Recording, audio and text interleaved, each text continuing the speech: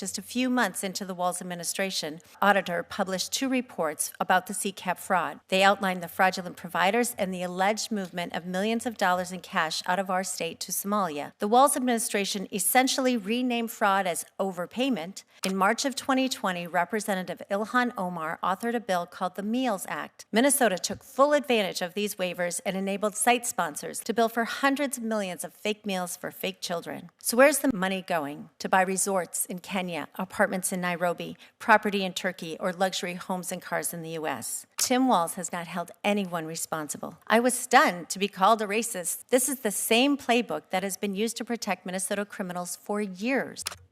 Thank you, Mr. Chair. Thank you for inviting me to testify as chair of the Fraud Prevention and Oversight Committee in the House. I've been working tirelessly over the past year to expose the massive fraud that Tim Walz and his administration has enabled.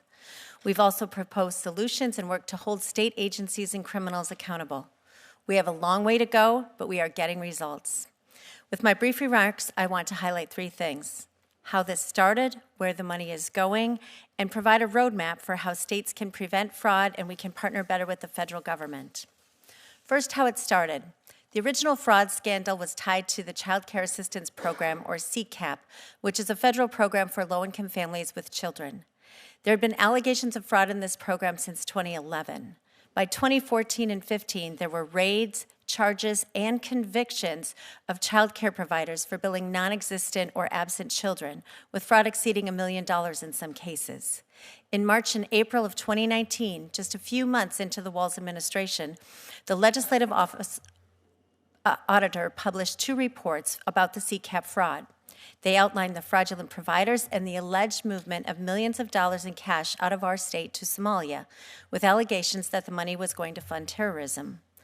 Unfortunately, according to multiple whistleblowers, soon after these reports were released, the Criminal Investigation Unit for Child Care Fraud, which had been leading the charge on these prosecutions, was shut down by the Department of Human Services.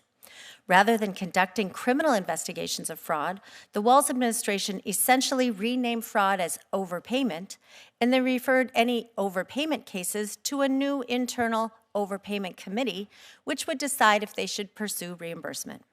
The DHS staff in this unit were no longer allowed to talk to their counterparts in the Bureau of Criminal Apprehension without prior supervisor approval.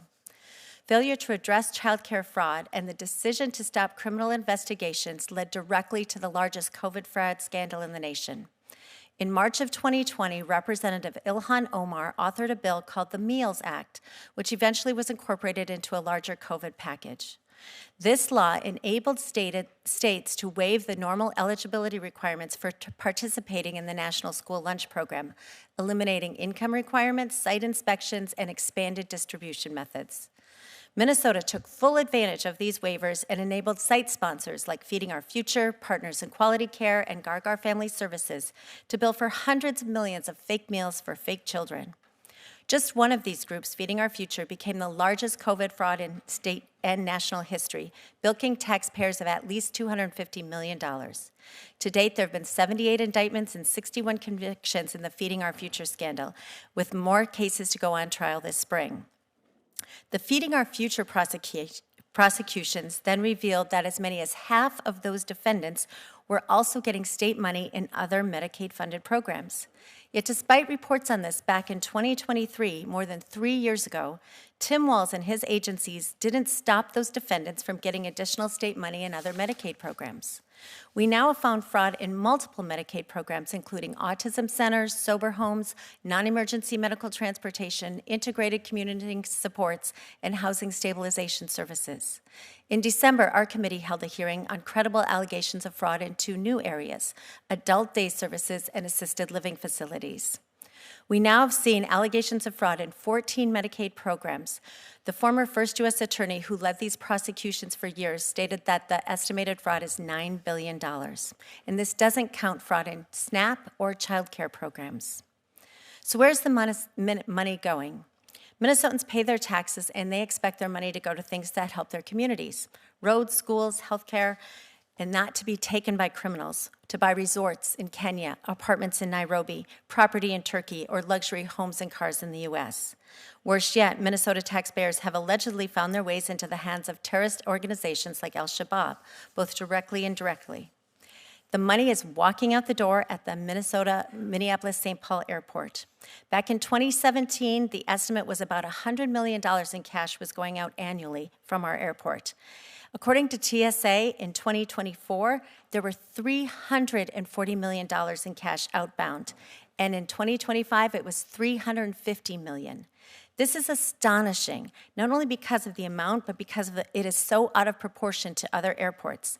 The cash out of Minneapolis is 99% higher than cash going out of Dallas, Atlanta, and JFK in New York. It's 90% higher than what's going out of Seattle. Minnesotans are incredibly frustrated that their hard-earned money is being siphoned off by criminals while their taxes keep going up and vulnerable citizens don't get the services they need. Other states should learn from our failures. There are some basic common sense principles to stop the fraud. First, culture matters. Fraud flourishes when leaders ignore it and criminals see they can get away with it. Tim Walz has not held anyone responsible. Second, fraud flourishes when basic internal controls are not followed. This is not complicated. Third, truth matters. We cannot be cowed by charges of racism or Islamophobia, which have been successfully weaponized to limit scrutiny and fraud in Minnesota for years. This is not ancient history. It is still happening. When I testified before the House Oversight Committee on January 7th, I was stunned to be called a racist 6 times in that hearing. This is the same playbook that has been used to protect Minnesota criminals for years. Anytime a whistleblower or legislator raised questions about Somali fraud in daycares, nutrition centers, autism centers, they were called a racist or said that charges of racism would ruin their careers. So where do we go from here? State and federal partners work together. We need your help to have more audits of these programs and to enforce current laws that require states to pay back in 1 year if they have been found fraud or overpayment. We also need the federal government to require documentation, not just attestation, for eligibility in these programs. We also need more resources at the U.S. Attorney's Office and CMS to help with investigations. And finally, the federal government should have greater power of oversight and investigation of cash going out of our country. I'm thankful for the brave whistleblowers, journalists, and the federal and state partners in this committee for helping us identify fraud. We cannot allow this to continue. The time for accountability and justice is now. Ms. Wiseman.